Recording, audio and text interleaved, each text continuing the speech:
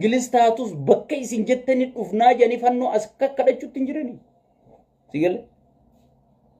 Isin tuffeenyo isin kadhata. Abbaatuif mara jeebofti. Isiniif tuffachiise. Isinii ijoollee teessa mee paartii mormituu ta'a Amaaraa ta'a Zammane Kaasee arrabsitu arge. Mee paartii mormituu ta Tigree ta Gabratsiyoon arrabsitu arge. Mee warra biyya alaa jiru kana deeggartoota wantaa jira deeggartoota warra Abiyyi wajji hojjetu kana hedduutu biyya alaa kana jira. Mee isaanii fannoo arrabsu arge. Akka deeggartoonni Daawit Ibsaa marroo xiqqeessu. Marroo walgeessaan dhaqinaaju. Marroon Amaaraa wajji waltee jee olola marrotti oofu. Mee deeggartoota Daani'el Kibret. Deeggartoota Amaaraa ka Daani'el Kibret. Kagartee Oromoo wajji waltee Maalii wajji waltee jee Zammane Kaasee irratti olola oofu tokko as kennu. Hin jiru jechuudha.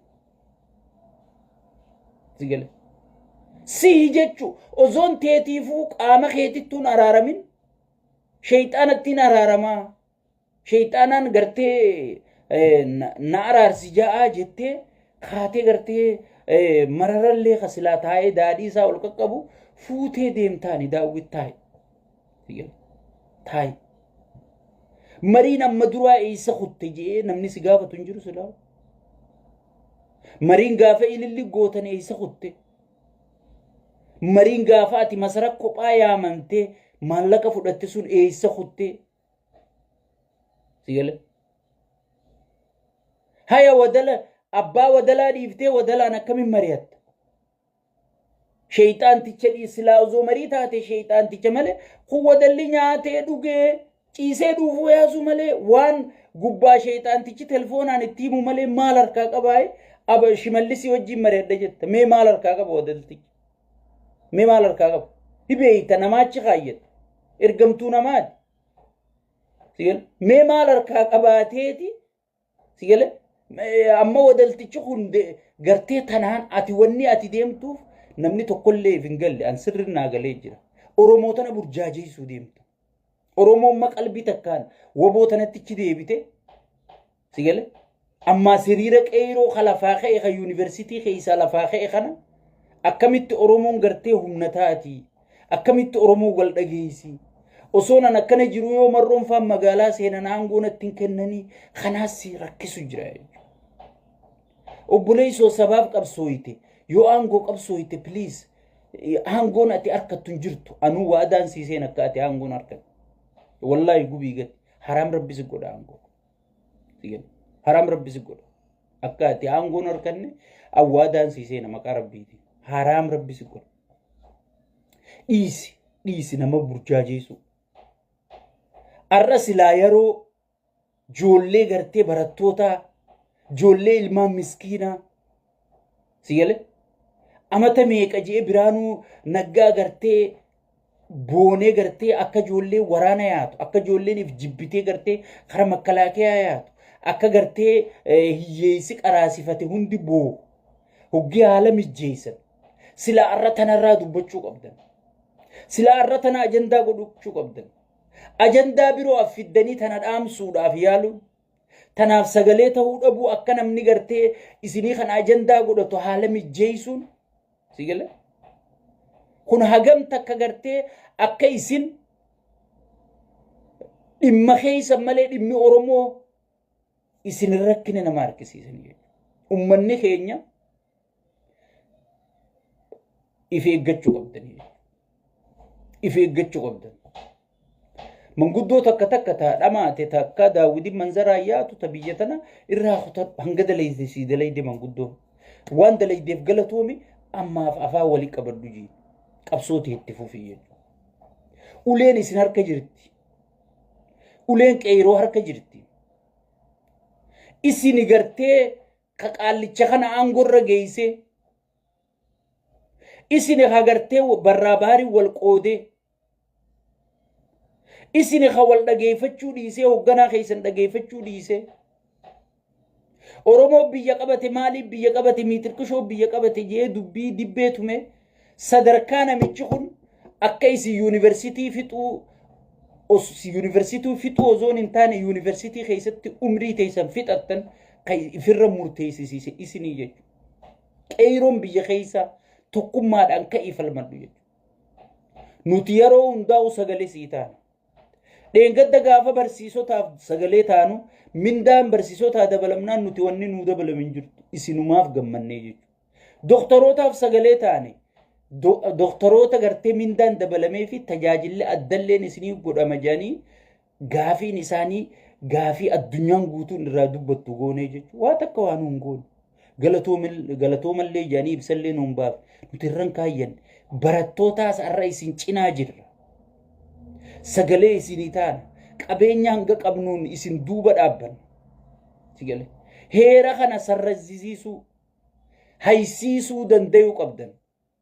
Piippiin amma har'a waan haasoytee jira. Tuwwaccee ustii maal keessa jirtii miti zimbiloonuu jedhanii isin koflu jiran. Hoggii Jawaar poostii godhee sagalee isinii ta'u tun maal fiddiitii kana godhatan. Sigale. Humna teetti garsiiftu malee kabajaan hin jirtu. Humna garsiisuudhaaf tokkummaa si barbaachisa. Maarree Oromoo hiree tanaan nu harkaa hireen nu harkaa baatu hin jirtu. Sheexaanaa kutee nageenyi nuu dhufa malee.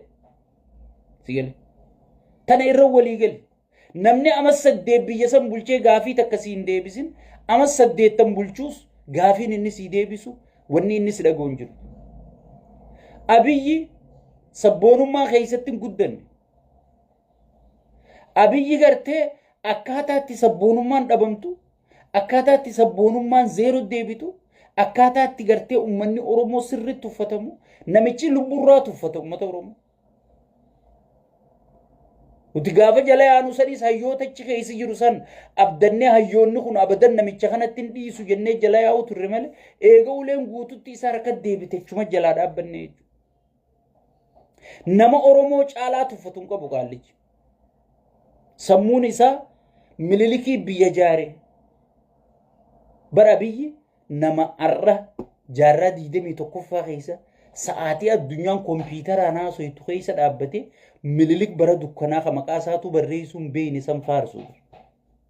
Sigale. Hiroon kee eenyu? Sigale. Namni addunyaarraa jaba'aa ka ati dinqisiifattu eenyu yoo jette nama kompiitara tolchee nama ifaa kana tolchisiin injuu mililikii siin jaa. Sigale. Dukkanti dukkanumaa fakkeenya godhatti jechuudha. Sigale. Nama akkasiitu biyya tana hoogganu jira jechuudha. Nama gartee saba kanaaf kabajaan qabne. Kanaati ilma Oromootu biyya qabatee maarree biyya qabatee jettee gartee dallaalonni abbaa qabeenyaa ka miidiyaarra jiru. Amma warra miidiyaarraa gartee Oromoo biyya bulchuu jira maarreen nu dhufu jira miidiyoota akkana jiru kana dallaalota abbaa qabeenyaati sigale. Walaa shabboo miidiyaa qaallicha jiru qaallicha foon huccuu seegaa sandiisi sigale. Foon taa'u sana hagammee fi injuu sana. Sanirraa eegali guutuu abbootii qabeenyaa bitatee jechuudha. Bitamtoota Oromoon jala yaatanillee hin dhageeffatina. Walaa hanga OMN hin baatutti. Bu'aa takka hin qabdu. Bu'aa takka hin qabdu. Maaliif Jawaar peejii isarratti goggogeef? Amma duraas waa'ee Abiyyi irratti Jawaar dhageeffachuu dhabneeti khasaarre. Dhageeffadha. Eega khasaarre aanan hangaafe ol qabatan jennee Abiyyi jala dinneeti. Waan ol qabnu dhabnee biraa yaadne. Arraas wan eega Jawaar miidiyaa kanatti dhiisee peejuma isa goggoge if eeggadha. Namni kun waan nutti himne tan arkuu jira jechuudha. Sigale. Tanneen gartee bitamtoota waa takka wanni isin irraa eedan hin jirtu. Namni qulqulluun gartee waboodha. Ka lubbuu sii kennee sii qabsaa'u jiru. Siyaasaa ta'e ka tarkaanfachiisu jiru. Kun warri siyaasaa ni jira Jawaar. Kophaa deema, maarree deema, gaafa wayyaaneeti kophaa deeme wayyaaneeti. Eenyu hojii diige. Daawwit akkuma arramarroo dura dhaabbatu kana Jawaar dura dhaabbachuu ture gaafasiis. Akkuma arra miseensota saamarroo arrabsiisisu kanatti Jawaar arrabsiisisuu ture. Akkuma marroo jalaa dhagaa guuru kana Jawaar jalaayis dhagaa guuruu ture. akkanuma mee hijiba warri jettan na dhaaba akkanuma qeyroo faraqataan qeyroo bilisummaa oromootti baasa faraqataan qeyroo bilisummaa beeraatti baasa faraqataan qeyroo bilisummaa miitirqishootti baasa sigal faraqataan nu jaareja faraqataan miitirqish jaawar kanaa unaa uumee jee jaawar hin fudhatu ilma kiyyaa isuma kanaa unaa guddisee jee osoo abbaa dhugaa ta'e marroo ifii ihjee dhalee aabaa'oo keessatti hadhaadhiyyee guddisee dura dhaabbataa jechuudha. ilma mallasaa kan mallas guddifatetti marroo gurgurachuu barbaadaa jechuudha. Osoon gurra isaatiin dhaga'u waan abiyyi karoora abiyyi osoon gurra isaatiin dhaga'u oromummaan biyya diidii sabboonummaan oromoo biyya diidii sabboonummaan oromoo sabboonummaa qeenxeedha. Oromiyaa wanni jedhamtu hin jirtu oromiyaan daangaan qabdu abbaan fedhe keessa deeme akka fedhe godhuu danda'a osoon gurraan dhaga'uuti.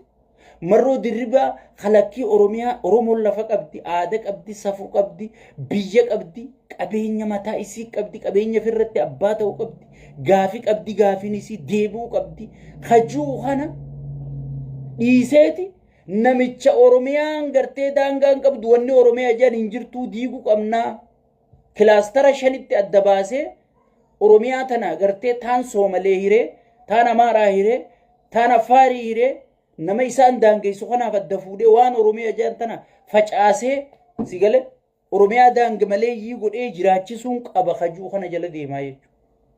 Himemma kun diina oromooti moo sigale hoogganaa oromooti jaarsu kun mee asumarra dhaaphaa laalaa yaabbuleeyyoon.